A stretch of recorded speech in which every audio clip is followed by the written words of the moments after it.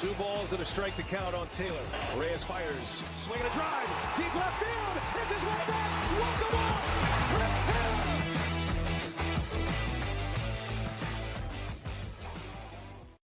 What's up, everybody? Welcome into DodgerHeads Live, presented by DodgerBlue.com, part of the Blue Wire Podcast Network. My name is Jeff Spiegel, joined tonight by Scott Geirman. Scott, another ho-hum victory for the Dodgers, 11-2 over the Padres. The magic number for this team is down to just 5. Yeah, I mean, just a fantastic victory. Flex their muscles. Just good to see, Lance Lynn put up 7 strong and just a really all-around great game. I was just really excited. Freddie on his birthday, just can't have a better day than that. Yeah, the final box score here, 11 runs, 11 hits for the Dodgers. They also drew 6 walks. The Padres scored 2 runs on 5 hits. Those runs came in the 4th and 5th inning, and then pretty much shut out from there. Lance Lynn, you mentioned it. We'll get to him. 7 innings, 2 earned runs. Kyle Hurt comes in and makes his major league debut, strikes out the side in the bottom of the 9th. Just an all-around dominant victory for the Dodgers. They jump out to a 1-0 lead in the first. They tack on 3 in the 3rd, 3 in the 4th, 2 in the 7th, and then 2 more in the 8th before finishing the Padres off in the 9th. Scott, after last night's game, the Dodgers take a lead. They blow it. Evan Phillips collapses in the 9th. The Dodgers almost claw back. Is there any value? Is there any significance to the fact that the Dodgers come out hot tonight and score 7 runs in the first 4 innings after what we had to watch last night? Yeah, absolutely. I would say so. I look at each game just as each individual one. But as far as a bounce back, Michael Wacha has been superb for the Padres. He's kind of been an unsung rock in their starting rotation for a long while. You saw how much trouble David Peralta had against that changeup. At some point, I think he struck out on 3 straight. So it just shows how good he's been. And for the Dodgers to really jump on him and, really put a hurting on him, that was incredible. I just felt like they took great at bats aside from a few, but they really chipped away and made, when they got barrel, they made it count. Yeah. Wacha ends up giving up 7 earned runs in 4 innings, 7 hits, 3 walks. So he allows 10 base runners in 4 innings, 7 earned. His ERA, Scott, went from 2.99 to 3.43 just tonight. Huge. That's what the Dodgers will do to you. And to your point, like Wacha comes in, I see the 2.99. I was like, geez, I had no idea that this was a guy with a sub-3 ERA. Well, not for any longer after he faces the Dodgers. Let's talk about Lance Lynn, Scott, because that felt like one of the biggest storylines that came out of this one. I mean, we could talk about Freddie Freeman. We will, but you kind of expect maybe not 4 for 5, but you expect him to be really good. Lance Lynn had been really, really bad for the Dodgers coming into this one. Everybody knows the story of what he has been the last few outings. 6 innings, 10 hits, 4 runs allowed back on August 25th, 4 1/3, 7 earned runs against the Braves, and then 4 2/3, 8 earned runs against the Marlins, 15 earned runs in his last 9 innings. And then maybe more important than that, just 1 strikeout per game in his last 3. The strikeout's not necessarily there, just 3 tonight. But give me your report on what Lance Lynn did tonight and kind of if that changes the narrative around him moving forward. I would say, so going back to his last outing against the Marlins, so he was fine through his first 4 innings. He throws 4 shutout and then an explosion, kind of an 8 spot. So he's relying a ton on pitch into contact at the moment, and a lot of it's hard contact. So just like you saw with Fernando Tatis Jr. tonight, he just tossed a, fastball right over the heart of the plate, put it out. As long as he's able to stay out, I think he's able to miss barrels, which he did tonight. He gave Soto some fits, which was nice to see. But what I've seen from Lance is they talked about on the broadcast, he's really struggling with that strikeout pitch, but you saw him, I don't know if it's experimenting, but sequencing with that, 2-seam or sinker inside to Machado, and that's got a ton of run on it. So I don't know if they're trying stuff. If they are, then he's got a lot of work to do in terms of command. But when he's missing the heart of the plate, he's able to get outs. And you saw that. He gives him 7. He's been around for a long time. He's not afraid to go out and throw 100+ pitches. And for a rotation that desperately needs length, with a depleted staff around him, he's fantastic right now. Yeah, I mean, he went out there. He comes out of the 6th, and he was at 99 pitches, and it's like, surely this is it. He comes back out and throws 111 pitches total in the game. You mentioned command, 64 strikes, 47 balls. That's not necessarily what you want. But what is it about Lance Lynn? Because when he was good with the Dodgers, there's a run prevention skill that he has, and maybe it's not skill, but he has an ability where guys get on base and he just doesn't allow those runs to cash in. I think they had the stat that like 80% of the runs he's allowed since coming over have been via the home run. Tonight in the first inning, the first two batters both get on, which felt like he goes 0-2 on the first batter of the game. Jurickson Profar ends up allowing him to reach. Tatis reaches, and then you're looking at Soto, Machado, Bogarts with two runners on and nobody out. And guess what? Lance Lynn gets out of that inning. Later on, he had the bases loaded and nobody out, allows just one run in that one. Is it just luck, Scott? You mentioned like his ability to pitch to contact. It 7 hard hit balls, so it's not like he's limiting hard contact. Is it just dumb luck, like something that he can't be counting on moving forward? Or it's like, is there something to a veteran pitcher that can kind of work his way out of jams? I think pitching to contact has in positioning, there's a lot to it, missing barrels. So I pulled up Lance Lynn's sequencing and his pitch usage from the Marlins start. He threw 12 sinkers against the Marlins. Tonight, he threw 31. Yeah. So it just shows they're experimenting with some different stuff, trying to get the ball out of the center of the plate. And I think that, they kind of bailed him out on that bases loaded, I would say. Yeah, coming out and having bunting, Scott. Gotta love bunting. Yeah, to get a run across, sure, but he got out of it with one. That was a big deep breath. I even texted everybody. I was like, "Here we go. Like, we'll see if he can, get out of this." And they hand him an out for a run. Cool. You're still down by, I think, 3 at the time. So he's able to do that. I think there's a veteran aspect to it. But it also, with Lance Lynn, how volatile he's been this year, it can slide the other way real fast. But he did a great job of, missing the heart of the plate tonight. And if he did, then it's just a matter of he's been working a lot of sinker, cutter, and that's just mixing east-west. And I like that a lot for him because he really doesn't have that, north-south. His slider's not really hitting. He's not throwing a lot of them at all. His changeup is not really working. So he's relying a ton on four-seam, cutter, sinker, and trying to miss the heart of the plate going east-west. And I think that's when he's successful, he's giving a lot of hitters fits with that missing the heart of the bat. Yeah, 24% whiff rate is not terrible. I mean, it's like average, I would say. One nice thing is, looking at Kershaw's a few nights ago, he got like no whiffs on his fastball. Lance Lynn got whiffs on every pitch that he threw. He had 3 out of 12 on the fastball, 3 out of 12 on the sinker, 3 out of 15 on the cutter, and then 1 out of 2 on the curve and 1 out of 4 on the changeup. So you like to see that.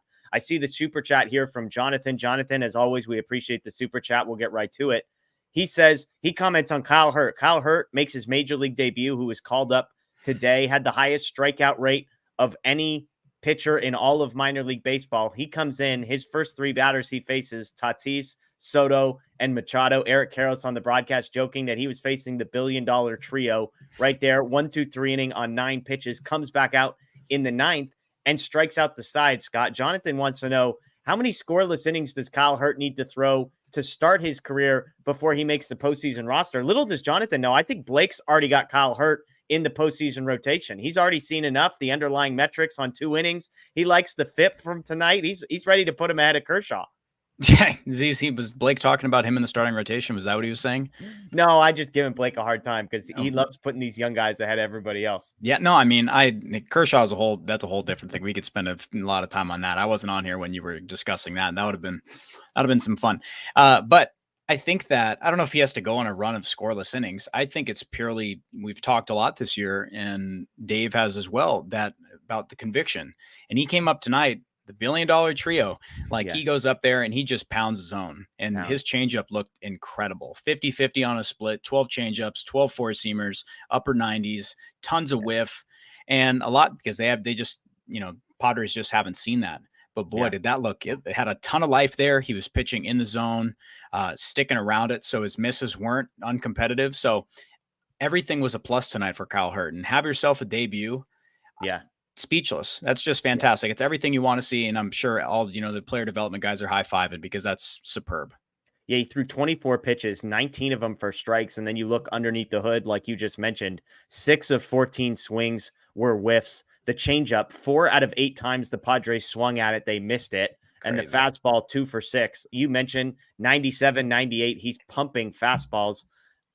I mean, to Jonathan's point, would you be shocked if Kyle Hurt in the next 3 weeks makes his way onto the postseason roster? I wouldn't say it's likely, but We obviously saw something from a guy tonight who's throwing 97 and has the second pitch.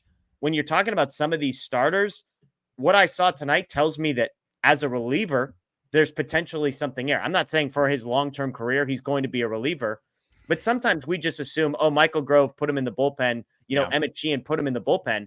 Sometimes it's not that simple. Sometimes what makes a guy a great starter doesn't necessarily lend itself to being a great relief pitcher. But what I saw from Hurt tonight, Scott, felt like at least the type of clay that you could mold over the next couple of weeks into a reliever that you feel pretty good about.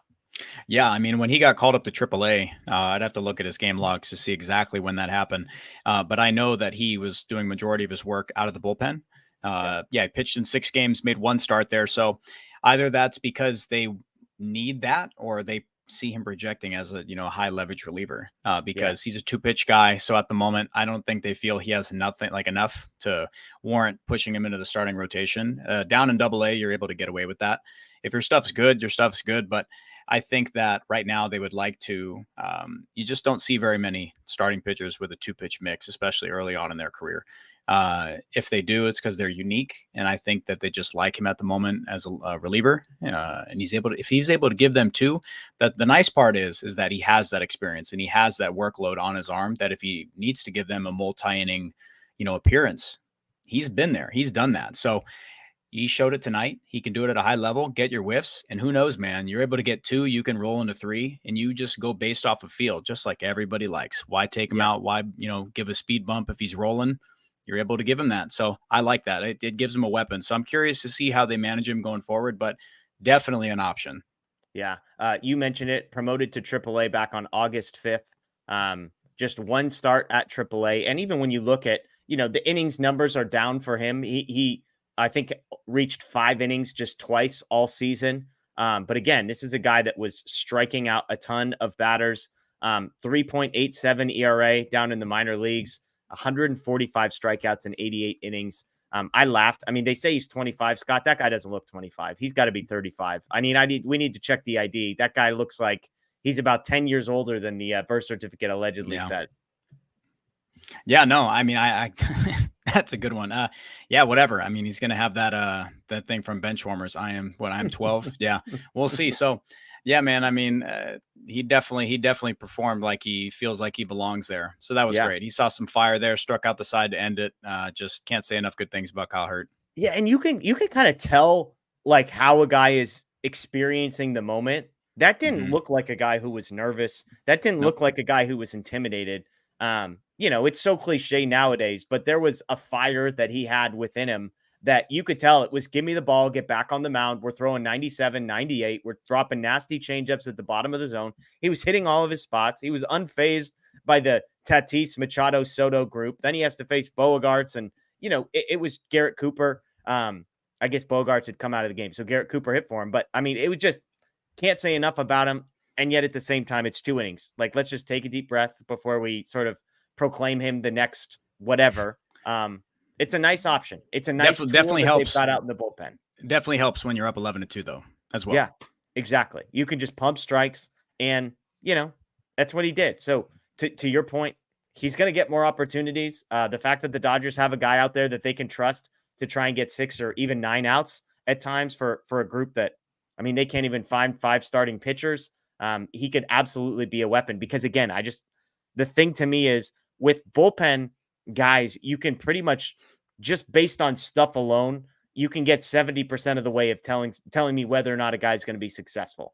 If a guy has swing and miss, mid to upper 90s fastball, and a devastating secondary pitch, that's the recipe that you want for a reliever. If you've got a guy who's, low to mid 90s and 4 pitches, but none of them great, that may be working as a starter, but it's not necessarily going to work as a reliever. So love that for Kyle Hurt. I see some people in the comments mentioning that Gus Varland was who cleared a spot on the 40-man roster because Varland was transferred to the 60-day IL.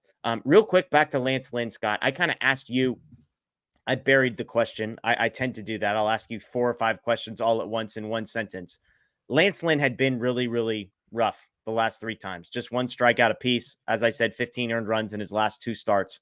Did you see anything tonight that makes you, I mean, I'll say for me, I had written Lance Lynn off. I know in reality he's going to be in the mix for the playoff roster and the playoff rotation. In my personal playoff rotation, I had written him off. Did you see anything tonight that makes you second guess maybe where you had him in the ranking of Dodgers starting pitching coming into the night?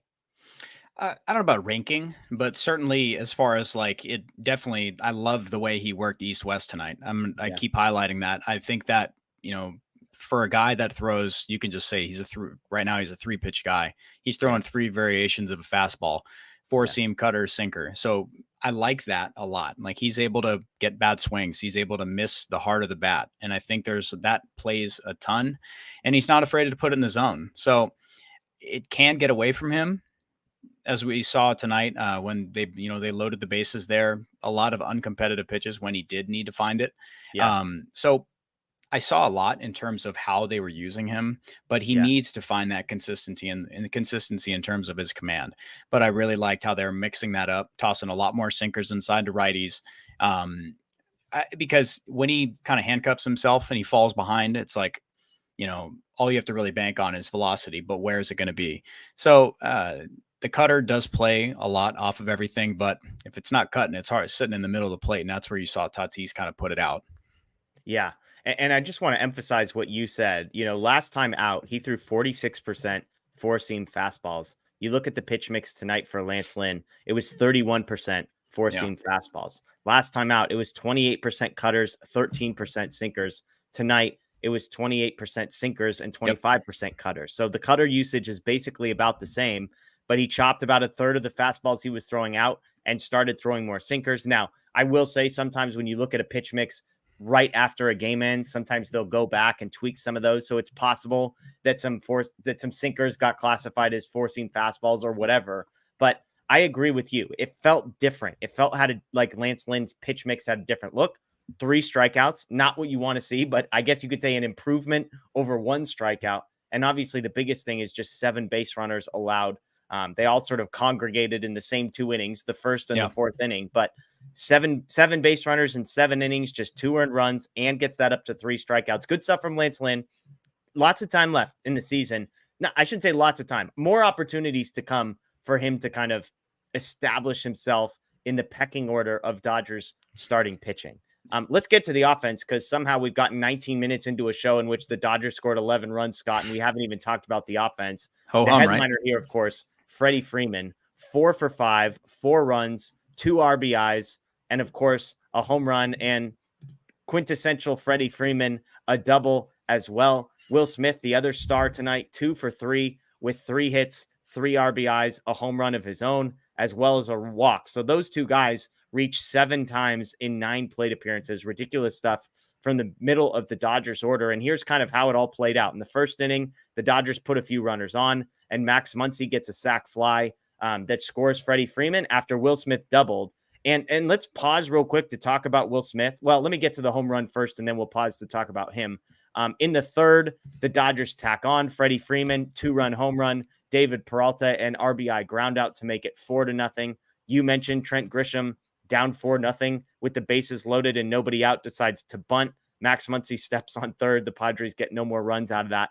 And then in the bottom of the 4th, Hernandez reaches on an infield single, Freddie Freeman singles, and then Will Smith 412 feet to absolute dead center. Yeah. Scott, there was a sense, they said it on the broadcast, our own Matt Moreno was tweeting about it last night, that Will Smith has this battle with Josh Hader in the bottom of the 9th, and he fouls off a billion pitches, works a walk. And for a guy that had been struggling, and we talked on Sunday's show, the September-October numbers for Will Smith, it's the worst month of his career of any month.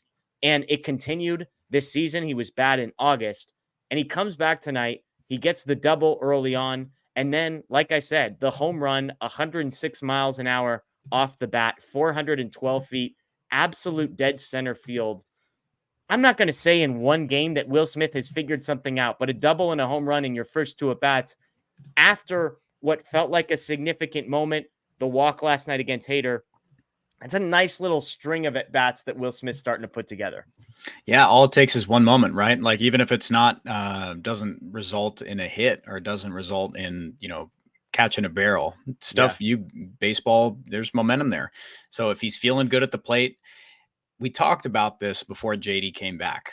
And I said this a bunch, that when JD Martinez is back in the lineup, Will Smith will get better. I know you all, you can go look at that. I'll send you the screenshot. We texted about it a bunch. Like, we all agreed that when JD gets back into this lineup, there's instant protection from everybody else.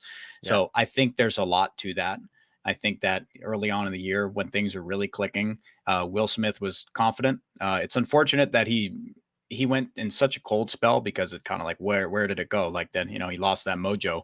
But last night he has that, and then comes out today, immediately jumps on it. So it's good that he's feeling confident there, and he's not getting complacent and not, working too much. And because remember, he started to get pitched really tough, and then you could see it. You could see the frustration building. But tonight he catches a barrel, Billy Barrels puts it straight over, and man, 11-2. There's a lot of breathing room there, and they didn't give it up.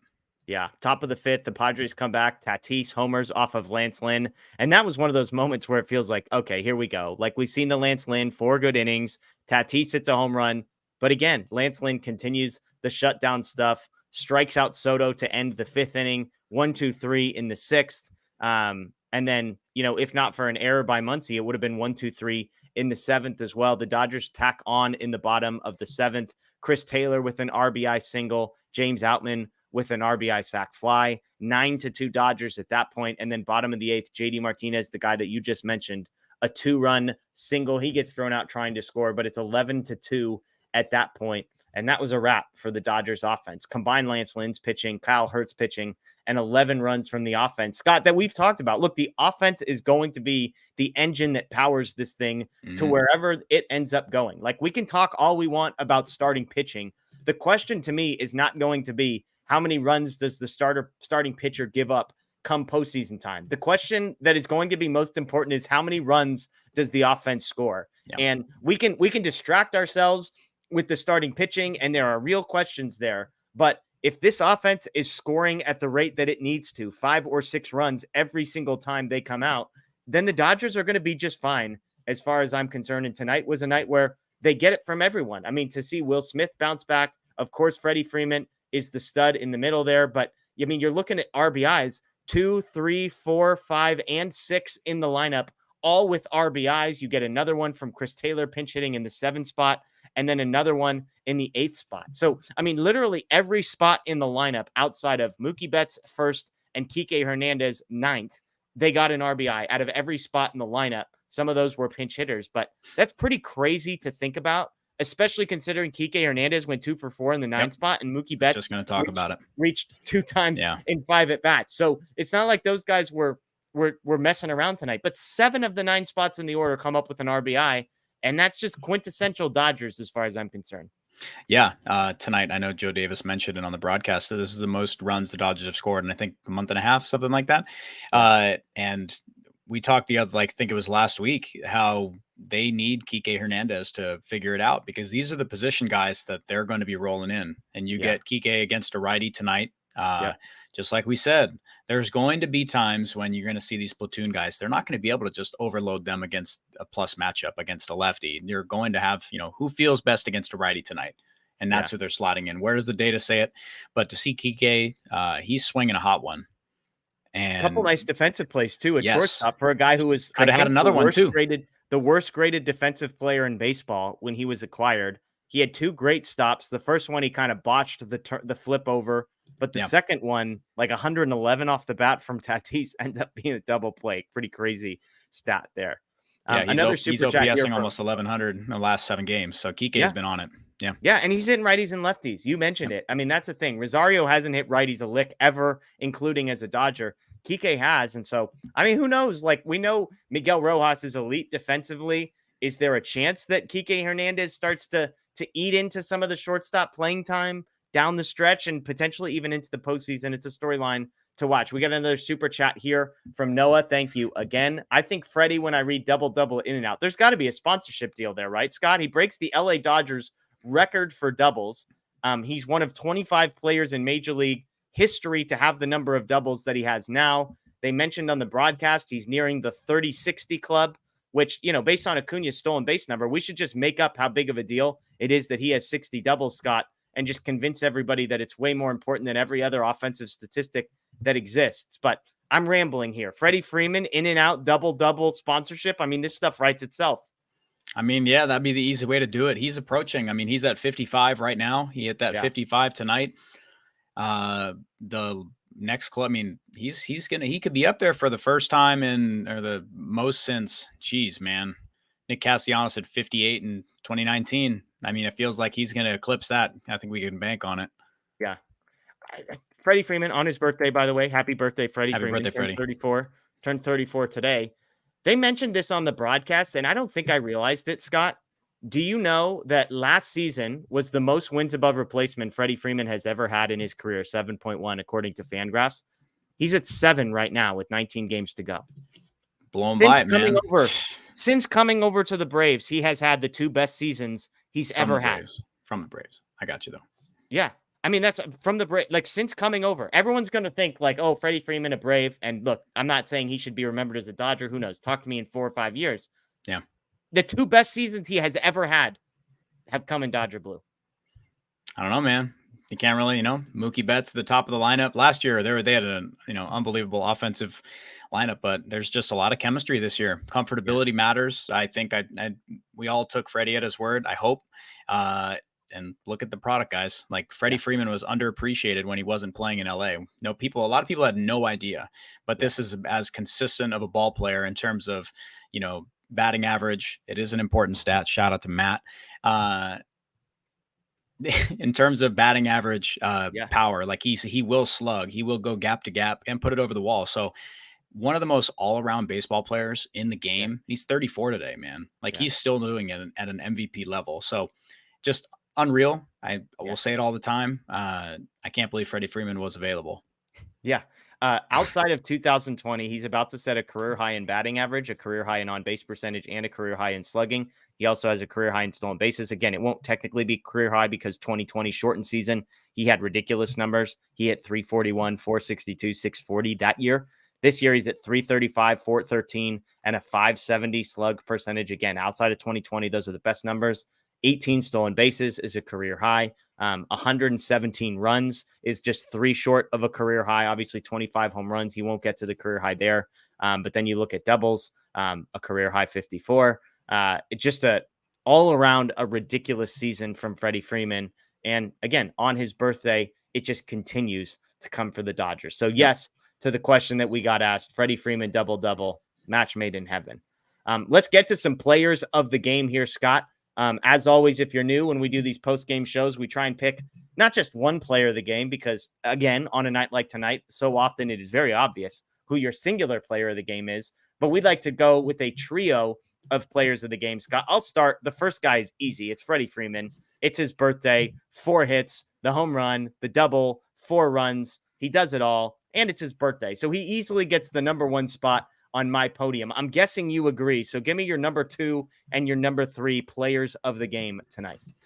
I'm going to say we're going to go Billy Barrels in the number 2 spot. 2 for 3, home run, double, 3 RBI, 3 runs. He's getting on base right now. That's Will Smith for the kids at home that were waiting for the janitor. They were waiting for the janitor, Scott. Everybody knows him as the janitor. I'll accept Billy Barrels. I just want to clarify for the people there. So you got Will Smith in the 2 spot. I don't mean to steal your janitor thunder on that one, but yeah, Will Smith. So second slot, I like there. Billy Barrels. Billy Barrels, man, it's confidence. I get on base. Like you talked about, every slot in the lineup was able to contribute in some way. Getting on base, coming around to score, that just shows down the line, guys are, not wasting opportunity. They didn't have the craziest stuff, runners in scoring position, but guys were on base. There was action there. So I just think Will Smith there, you catch a 3-run shot, that'll flip a game. So he's able to do that more and not striking out and making the most of it and putting it over the fence. That for me, he's a catalyst. So he's had postseason moments, and we're going to expect that. We're going to lean on that. We're going to need it. Because of just where he hits. There's a lot of guys there that, in that order that pitchers will want to go around. But third slot, I think we both can agree on the next one. I think there's 2 guys you could put here. I think somebody's going to have some hurt feelings here is my short answer here. Who you going? You going Kyle Hurd or Lance Lynn? I'm going to say Lance Lynn. Okay. I'm big on a starter going deep into a game and providing some rest there. I think that's invaluable to a staff, however you look at it. Nick Nastrini, I'll miss you, man, but Lance Lynn, when he's needed it, when the Dodgers have needed like a long outing from a starter, it feels like he's given it to him. And tonight was just another piece to that. I think that, for all of Lance Lynn's warts, he's able to go out there, throw 100 plus and kind of give you a throwback type of outing. So it was good. I like seeing the fire there. It fires me up. He throws 111 pitches tonight, goes 7 strong, 5 hits, 2 earned runs. He's my number 3. Yeah, well, the Dodgers came to Lance Lynn and said, "Hey, Lance, we need you to eat some innings tonight." You know what he said, Scott?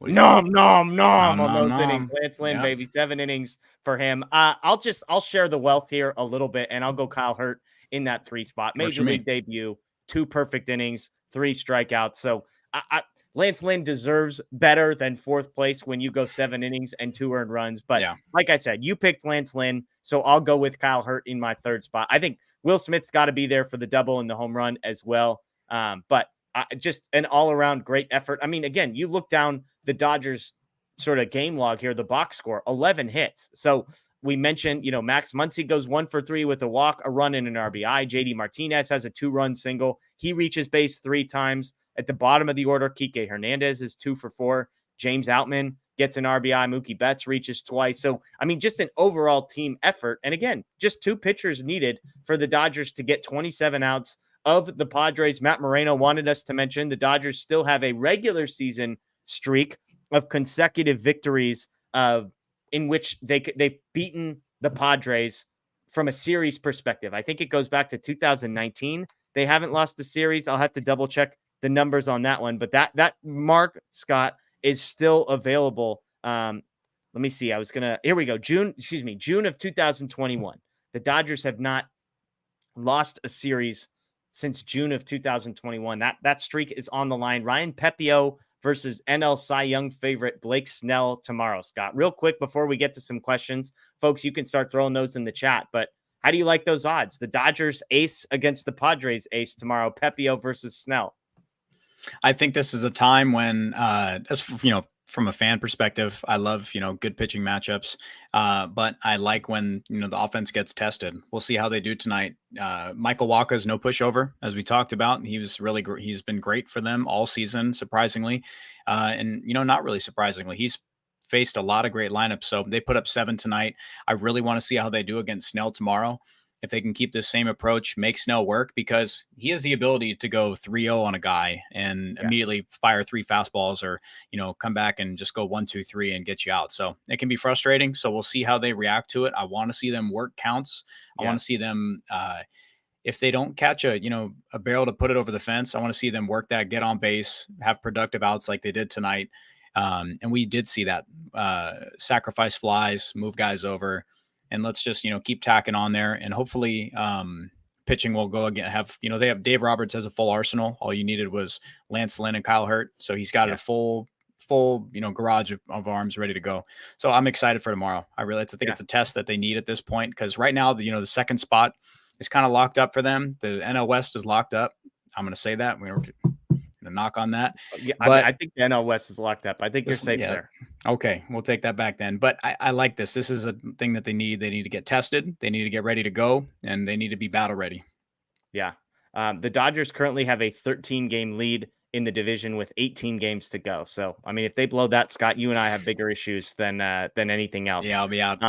Let's get to some questions here. Thunder Pants wants to know, what do you expect from Pepio in the playoffs? There's an interesting quote yesterday, Scott. Our own Matthew Moreno tweeted this. Dave Roberts was asked if the Dodgers are in a position to line up Miller, Kershaw, and Lynn in that order. And Roberts' response was, in theory, yeah. What we do with these guys still remains to be determined, and all the other guys, but in theory, yeah. Ryan Pepio not included among the 3 names that were at least asked of Dave Roberts, but he responded that in theory, yes, Bobby Miller, Clayton Kershaw, and Lance Lynn were the 3 guys they were lining up for the postseason. I think that's a TBD.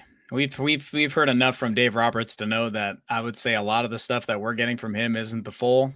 But I mean, we've only seen how many from, Ryan Pepio. I think 4 that, outings. yeah. So he has enough time to really etch a spot for himself. And we don't know what Clayton Kershaw is going to give. That's still up in the air, and concerningly so. But Ryan Pepiot, he goes out there. If he has another outing just like he did against the Marlins, which was superb, man. You know, unreal. If he does that, then he definitely has a shot because he's missing bats right now. I'm really excited for what Ryan Pepiot has. If he's able to have an expanded role there, you know, I'm for it. If they feel comfortable with it, if they're willing to name him, you know, a starter in the playoffs, then it means they have confidence in it. If they don't, then you just won't see it. But if there's any pause on Kershaw, I don't think it will be upsetting to a lot of people if Clayton Kershaw does get pushed to some way if he's not there. But that's just because they don't believe in his health as much as, you know, a playoff scenario can handle. Yeah. If Kershaw is like available to pitch, he's going to be starting. Like there's not really a debate there. I mean, we could sit and say, would we want that to happen?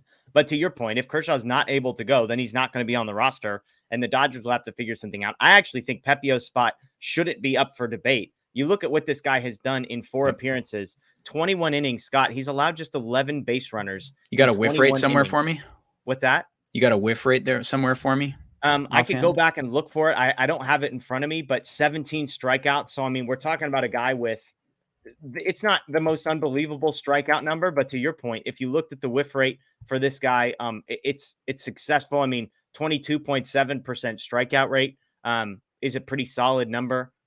So, you know, just what he's been able to do in those 4 appearances. The whiff rate, it looks like, is somewhere around high 20s, 30% roughly, somewhere in there. I don't have the exact number. I see it broken down by pitches. I just want to see him pound the zone. Yeah. That's what I want to see. 24.5% whiff rate on the fastball, 30% whiff rate on the changeup. He's thrown very few sliders, but it's a 39% whiff rate on his slider. So incredible stuff from Pepiot. Michael's got a pop culture question for you, Scott. Do you like The Wire? Is that your favorite? Why is The Wire your favorite TV show? Not my favorite TV show. I've never seen that show. Okay, wow. There you go. So, I mean, it's a young guy over here, folks. Good Scott, this is before his time, all right? Michael wants to know, prediction time, Scott. Does Kyle Hurt make the postseason roster? Is it too early? I'm gonna say yes. I want to say yes. I'm gonna say yes. Okay. I'll say yes. Look, what we saw tonight, I mean, there's a lot to like. There's a lot to like.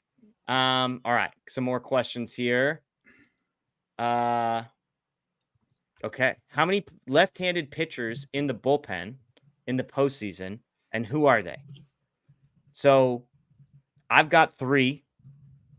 People aren't going to like hearing that number because it's Caleb Ferguson, it's Ryan Yarbrough, and I think it's going to be Vesia. Yeah. There's their 3. Yeah. Right? I mean, like I feel about as strongly as in that group. I just don't see the Dodgers going with just Yarbrough and Ferguson. I just don't see it. No, Vesia will be there. Like that's just how it'll be. Vesia will be there.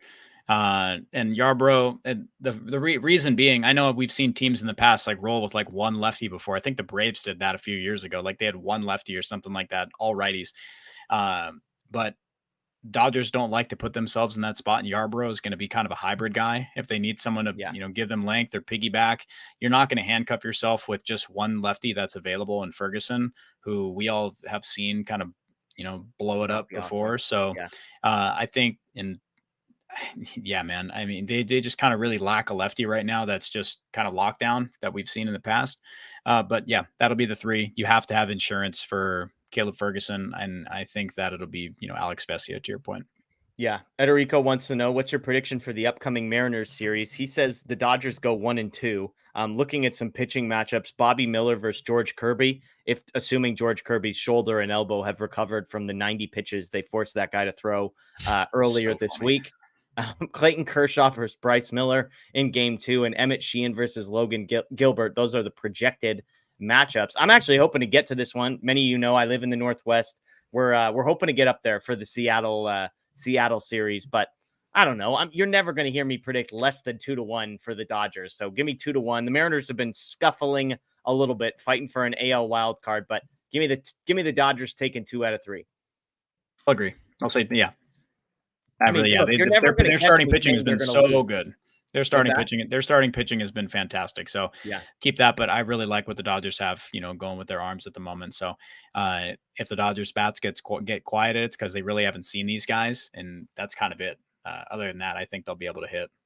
Eric wants to know, do you think bullpen games are still a feasible strategy to get through the playoffs? I only ask because the Dodgers are potentially facing teams that they've handled easily in Arizona and or Milwaukee. He's asking about the idea that the Dodgers could, I've joked they could go in with without a single starting pitcher that they ask to get more than 12 outs. Like they could easily, I could foresee them saying to Bobby Miller, get me 4 innings, Pepio 4 innings. I mean, it depends on Kershaw's health. You're not really expecting more than 4 or 5 innings. This would be assuming Lance Lynn is not in the rotation, because Lance Lynn, you can pretty much pencil in for 5 innings, although the leash would be shorter. But I've joked that rather than having 4 starting pitchers, the Dodgers might bring 8 to the playoffs and just ask 8 of those guys to give me 3 or 4 innings apiece. Yarborough, the Emmett Sheehan's of the world, Michael Grove, potentially. You just sort of stack some of these guys on top of one another. Do you think that's a feasible strategy and one that the Dodgers might actually execute?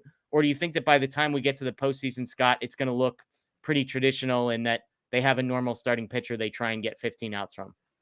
I think they're going to have to cook up a roadmap to 27 outs. I think it's kind of be by any means necessary there. The Milwaukee Brewers, we've seen them, like, if you don't know what the Milwaukee Brewers are doing with starting pitching, just take a look at what their big 3 are, putting out at the moment. Yeah. Brandon Woodruff, Freddie Peralta, and Corbin Burns. There are 3 that'll be really difficult, and the Brewers match up against handedness. So they're going to go out with what Kershaw has had. Here we go. This is it. I knew it was going to happen. If you told me Clayton Kershaw is going up against the Brewers right now, and they're going out and putting all of their right-handed hitters, with how uncomfortable Kershaw looked against an entire lineup of righties, I wouldn't feel as confident. Like, I really wouldn't, just because I know that Craig Counsell is a smart manager in that sense that he'll load it up, and they know all those platoon guys know their role there. So they do it well. We'll see what the Diamondbacks have in store, but I think it'll be traditional until it's not, if that makes sense. I'm not playing middle of the road. Don't call me out on that, but it's that they just don't have that structure this year. You don't have that. Julio's not here.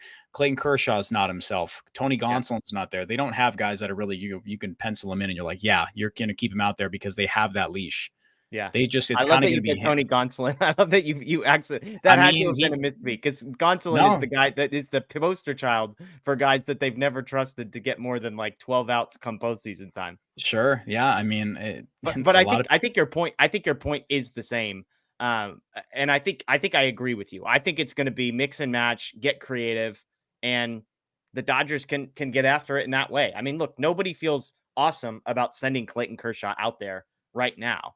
Yes, he has limited the earned runs. I understand all the people that say this isn't sustainable. On one hand, I would say Kershaw has outperformed the metrics basically in 90% of the seasons he has had in his career. He has the best ERA of any pitcher since 1920 with more than 1,500 innings.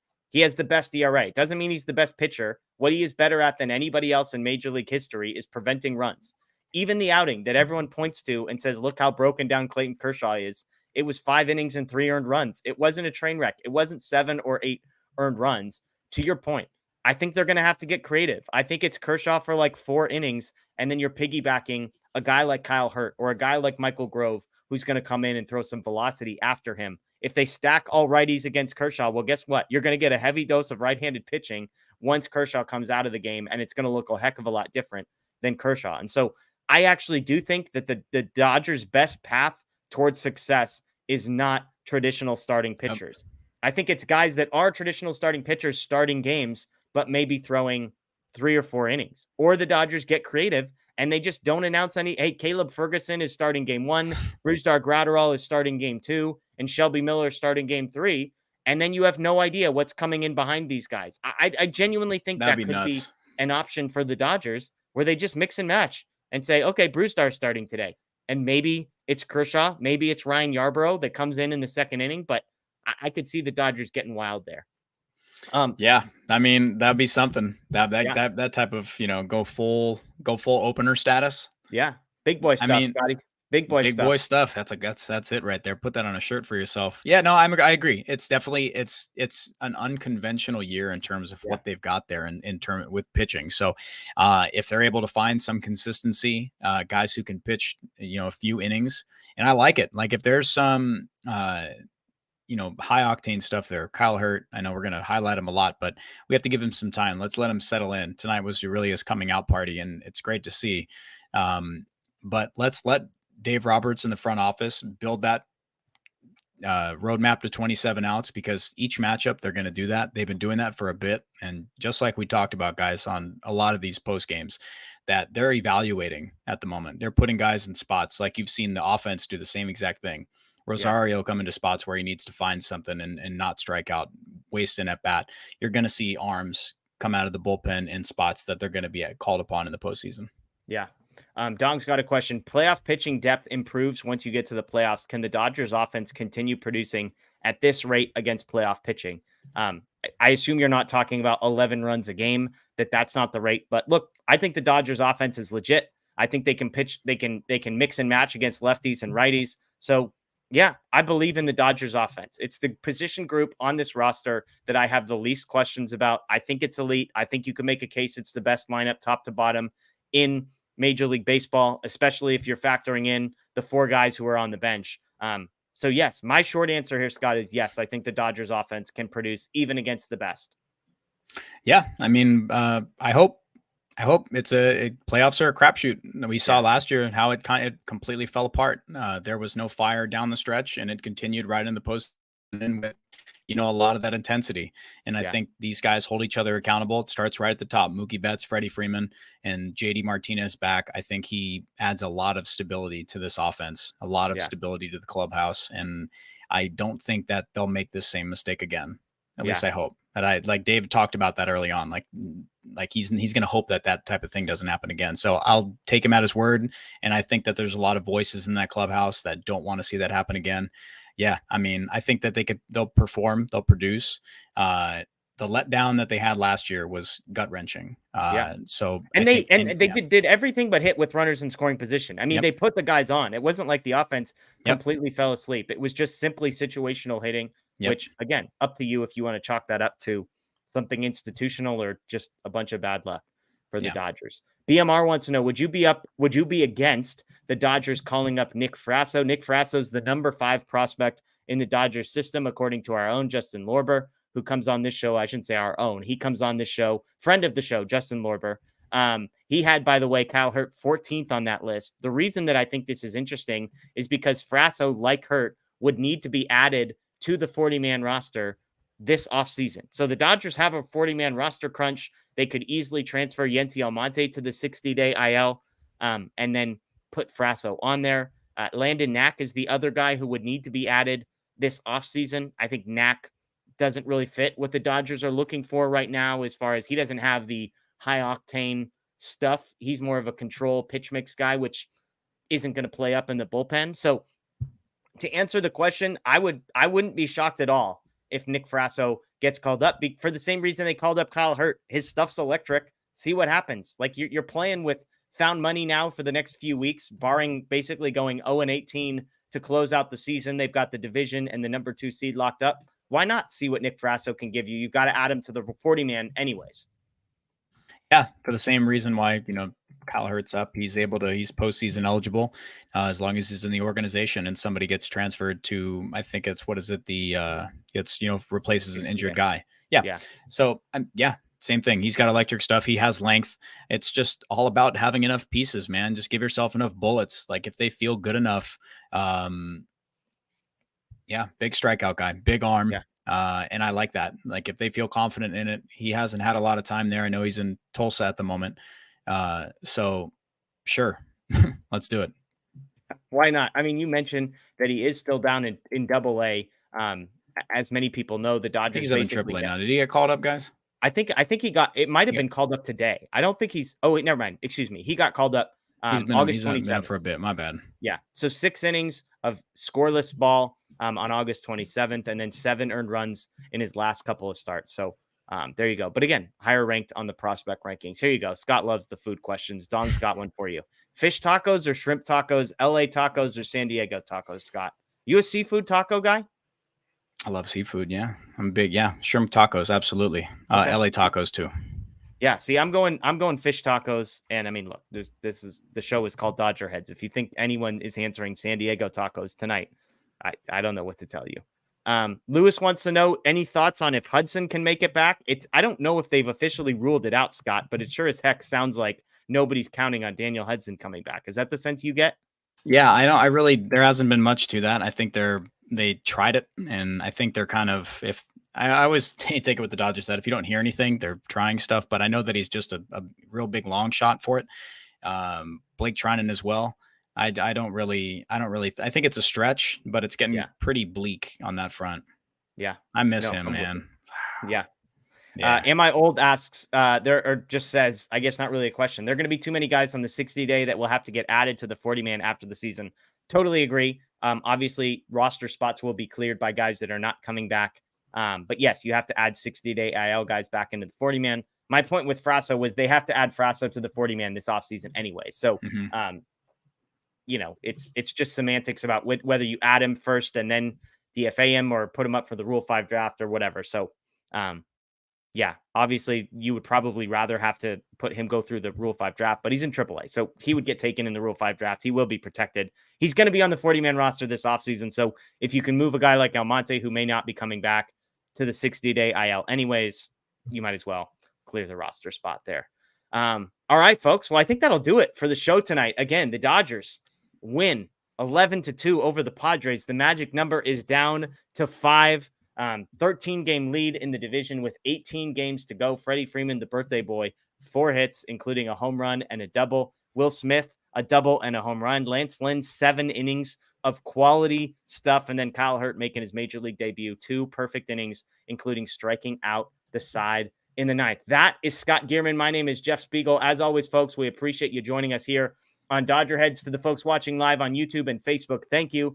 To those listening to the podcast on Apple, Spotify, or Google, thank you. And to those watching on YouTube after the fact, thank you as well. You can subscribe and ring the notification bell here as well. Make sure you check out DodgerBlue.com for all the latest. You'll get a recap from this one as well as tomorrow morning. There will be kind of a social media catch up and rewind from the game. You can check out Scott's writing on DodgerBlue.com as well. And of course, we appreciate you. Dodgers win 11-2 over the San Diego Padres. Again, extend the division lead.